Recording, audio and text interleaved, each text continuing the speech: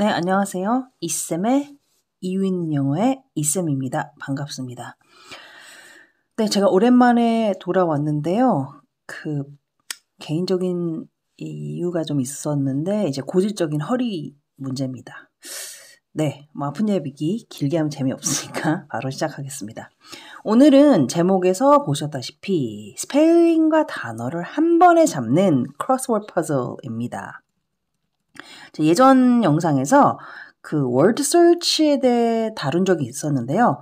오늘은 어린이를 위한 크로스워드 퍼즐에 대해서 이야기해 보도록 하겠습니다. 크로스워드 퍼즐은 월드 서치와는 좀 다르게 단순히 숨겨진 단어를 찾는 게 아니라 스펠링을 직접 써야 하기 때문에 엄밀히 말해 월드 서치에 비해서 한 단계 업그레이드된 게임의 느낌이라고 보시면 됩니다. 크로스워드 퍼즐은 단어의 스펠링 그리고 문장 해석까지 가능해야 풀이를 할 수 있습니다. 하지만 문장 해석이 어려운 아이들을 위해서 몇 번의 어떤 단계를 거쳐서 서서히 적응할 수 있도록 다양한 형태의 퍼즐이 있습니다. 네, 이 그림에서 보이는 것처럼요. 첫 번째 단계는 단어 대신 그림이 주어지는 단계입니다. 월드뱅크를 참고해서 해당 그림에 맞는 단어를 찾아서 채우면 됩니다. 그림을 보고도 단어를 잘 모르는 경우 사전을 참고하거나 더 좋은 방법은 부모님이 조금 도움을 주시면 좋습니다.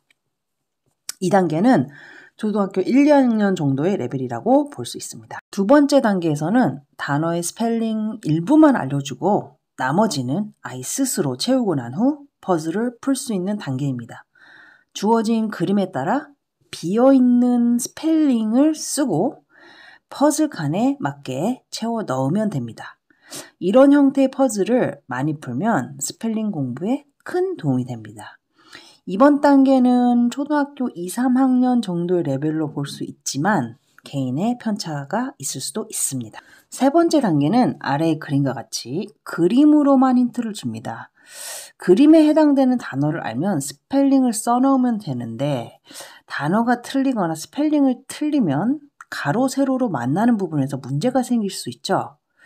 그림처럼 월드뱅크가 없거나 앤서 키를 바로 볼 수 없는 경우도 있긴 해요. 여기 이제 주어진 그림에는 바로 앤서 키가 보이는데요. 혹시 없다면 그리고 아이가 어려워하면 앤서 키의 단어들을 먼저 쭉 읽어보고 퍼즐을 풀면 도움이 됩니다.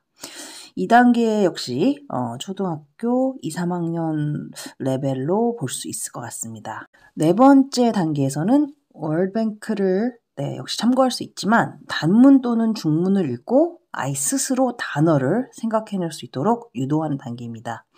이 단계에서 재미를 붙이면 크로스워드 퍼즐의 최종 단계인 스스로 단어를 생각해내어 월드뱅크 유무 관계없이 단어와 스펠링을 써나갈 수 있는 코스에 도달할 수 있습니다.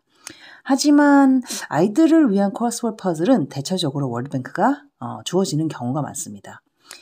이 단계 또한 초등학교 2, 3학년 때에 따라 4학년 정도의 레벨로 볼 수 있겠습니다. 다섯 번째는 크로스워드 퍼즐의 마지막 단계인 장문 해석 후 단어를 스스로 생각해내어 빈칸을 채우는 단계입니다. 아이 레벨에 따라서 월드뱅크나 앤서 키를 가리거나 지울 수도 있습니다. 이 단계를 아이 스스로 할 수 있게 되기까지 학부모님께서 조금 도움을 주셔야 합니다. 먼저 문장을 읽게 하고요. 해석이 되는지 확인하셔야 됩니다.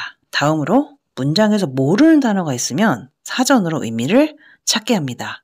이 단계에서 조금 주의해야 할 점은요. 아이에게 잘 맞는 레벨의 퍼즐을 찾아야 한다는 것이겠죠. 아무리 영어에 자신이 있어 하는 아이라도 단어가 떠오르지 않거나 퍼즐 자체를 어려워할 수 있으니 충분한 시간을 주는 게 중요합니다. 네, 오늘의 내용은 여기까지입니다. 내용이 도움이 되셨거나 유익하다고 느끼셨다면 좋아요와 구독 부탁드립니다. 감사합니다.